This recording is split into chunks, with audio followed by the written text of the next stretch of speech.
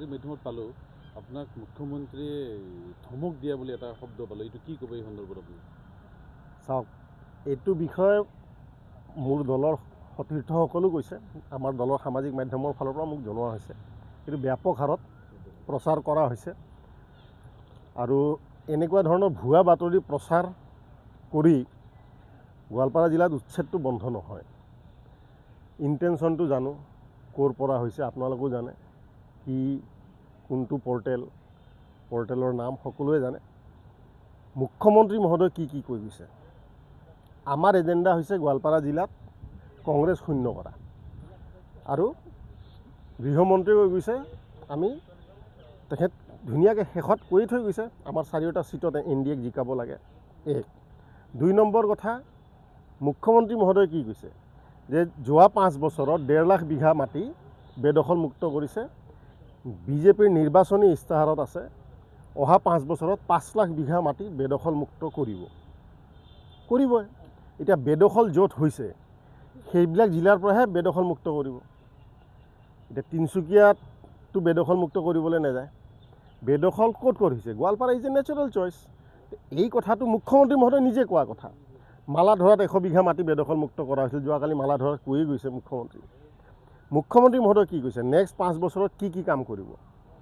আইন প্ৰণয়ন কৰিব বিধায়িকাৰ যোগেদি, য'ত DC সকলক ক্ষমতা প্ৰদান কৰা হ'ব, বাংলাদেশীৰ চিনাক্তকৰণ আৰু ডিপৰ্টেশ্যন। গৃহমন্ত্ৰীয়ে সেই একেটাই কথা কৈছে। ভাৰতীয় জনতা পাৰ্টীৰ নিৰ্বাচনী ইস্তাহাৰত সেই একেটাই কথা আছে। আমাৰ কথাটো হৈছে গোৱালপাৰা, আমাৰ যিটো এজেণ্ডা, গোৱালপাৰা জিলাৰ সেই সোণালী দিনকেইটা বিনষ্টটো হৈ গৈছে, কিন্তু আৰু কিমান দিনলৈকে বৰ্তমান পৰিৱেশটো ছাষ্টেইন কৰি অলপ ৰিকভাৰী কৰিব পাৰি, তাৰ কাৰণে মুখ্যমন্ত্ৰীয়ে কামো কৰি আছে। আৰু উন্নয়নৰ ক্ষেত্ৰত গোৱালপাৰা জিলাত পশ্চিম গোৱালপাৰা সমষ্টিত মেডিকেল কলেজ হ'ব, দুধনৈ বিধানসভা সমষ্টিত ইঞ্জিনিয়াৰিং কলেজ হ'ব, আৰু এই দুয়োটা বিধানসভা সমষ্টিত দলীয় সভাপতিৰ মধ্যস্থতাত এটা কোনোবা মিডল পইণ্টত 300 বিঘা মাটি উলিয়াই দিলে এটা বিশ্ববিদ্যালয় দিব। ইমান সুন্দৰ পৰিৱেশ, ইমান সুন্দৰ কথা বতৰাৰ মাজত এনেকুৱা বিভ্ৰান্তিমূলক কথা ওলোৱাটো ভাল হোৱা নাই। আৰু আমাৰ মূল উদ্দেশ্যটো হৈছে কংগ্ৰেছক ক্ষতি কৰা, কাৰণ কংগ্ৰেছ দেশৰ শত্ৰু হয়। আৰু মুখ্যমন্ত্ৰীগৰাকীয়ে কৈছে কালি মানে এইবাৰ 4 গুণে উচ্ছেদ মুখ্যমন্ত্ৰীৰ এটা, he is a man who exceeds expectation, who wants to exceed his own target. তেখেতে 5 লাখ বিঘা টাৰ্গেট লৈছে, কিন্তু 4 গুণ কৰিম, মানে 6 লাখ বিঘা উচ্ছেদমুক্ত মানে বেদখলমুক্ত কৰিব। গতিকে তেওঁ 5 লাখ বিঘা কৈছে। গতিকে আমাৰ তেজস্বী চুৰেও আহি কৈ গৈছে 5 লাখ বিঘাতকৈ 1 ইঞ্চি কম নহয়, পাৰিলে 1 লাখ বিঘা বেছিকৈহে বেদখলমুক্ত গোটেই অসমত মুখ্যমন্ত্ৰী কৰিম বুলি কৈছে, মানে কৰিবই। 2 লাখ নিবনুৱা যুৱক যুৱতীক চাকৰি দিম বুলি কৈছে, মানে দিবই। মহিলা উদ্যমিতাৰ কথা কৈ গৈছে, অৰুণোদয়ৰ কথা কৈ গৈছে, নতুনকৈ 10,000 মহিলাক অৰুণোদয় দিয়া হ'ব। গেছ চিলিণ্ডাৰৰ কথা কৈ গৈছে, বিহুত দুৰ্গা পূজাত গেছ চিলিণ্ডাৰ দিব।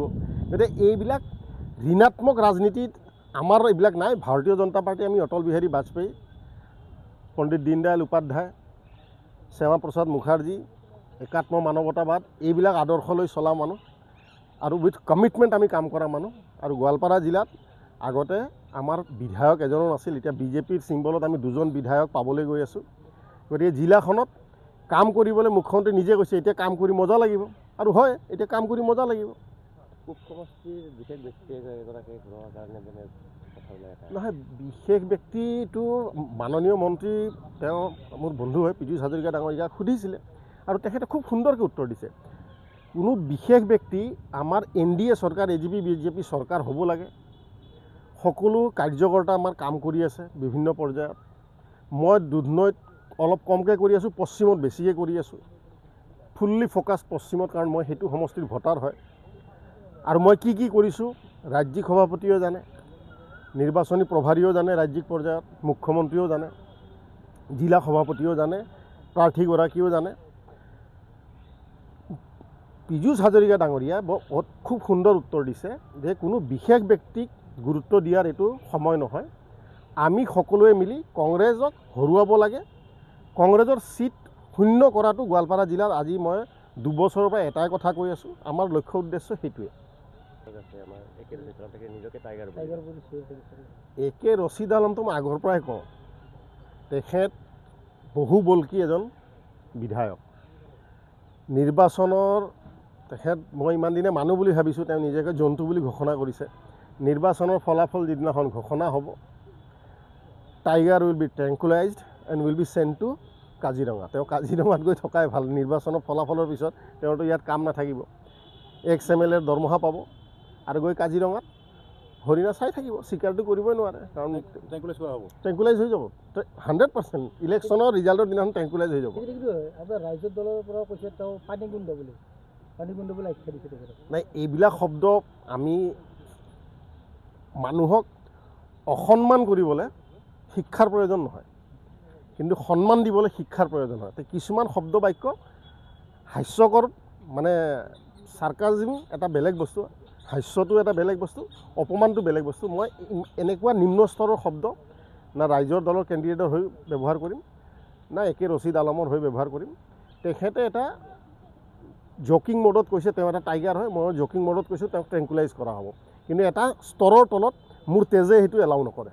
যিহেতু গোৱালপাৰা জিলাখনৰ আপুনি এজন প্ৰভাৱশালী নেতা বুলিয়ে ক'ম এই মুহূৰ্তত, গোৱালপাৰা পূব সমষ্টিটো যোৱা 3টা টাৰ্মত আমি দেখিছোঁ, আমি বহুত দুৰ্ভাগ্যৱান বুলি ক'ম এই মুহূৰ্তত।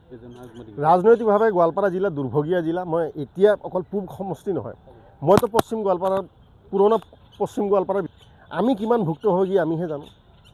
হোৱা ৰাস্তা কাটি লৈ গুচি যায়।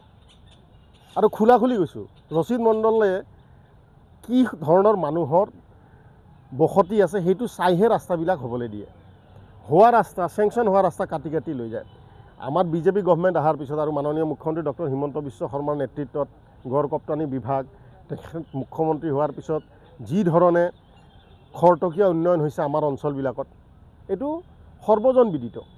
এতিয়া ইয়াত আৰু বেলেগ কথা একো নাই। বহুত ক্ষতি কৰিছে তেখেতসকলে গোৱালপাৰা জিলাক। আজি আগৰ কংগ্ৰেছৰ বিধায়কসকলে কি কৰিছে আপোনালোক সকলোৱে ইয়াৰ সাক্ষী।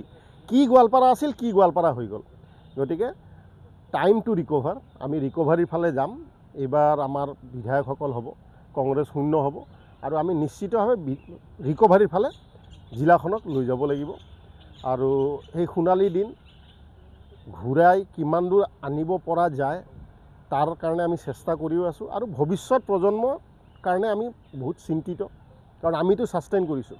আমি বহুত চেলেঞ্জৰ মাজত আমাৰ সময়ছোৱাত আমি সকলো ধৰণৰ এক্সপ'জাৰ লৈ ডাঙৰ হোৱা, কিন্তু আমাৰ ভৱিষ্যত প্ৰজন্মটো সকলো ধৰণৰ এক্সপ'জাৰ নাই, সকলো ধৰণৰ চেলেঞ্জ ল'ব পাৰিবনে নাই, সেইও এটা কথা। এতিয়া গোৱালপাৰা জিলাৰ উন্নতিৰ কাৰণে যিমান দূৰ সম্ভৱ মুখ্যমন্ত্ৰী মহোদয়ে চেষ্টা কৰি আছে, সুৰক্ষাৰ কাৰণে চেষ্টা কৰি আছে। ধৰ্ম, পৰম্পৰা, সভ্যতা, সংস্কৃতি, সনাতনী যিটো আমাৰ বিধি, এই সকলো সুৰক্ষাৰ কাৰণে মুখ্যমন্ত্ৰী মহোদয়ে যথেষ্ট বিশেষ গুৰুত্ব দিয়ে গোৱালপাৰা জিলাখনক, অবিভক্ত গোৱালপাৰা জিলাক। আৰু এইটো জিলা অসমৰ অবিভক্ত গোৱালপাৰা জিলা চিকেন নেক এৰিয়াৰ আটাইতকৈ নিয়াৰেষ্ট এৰিয়া।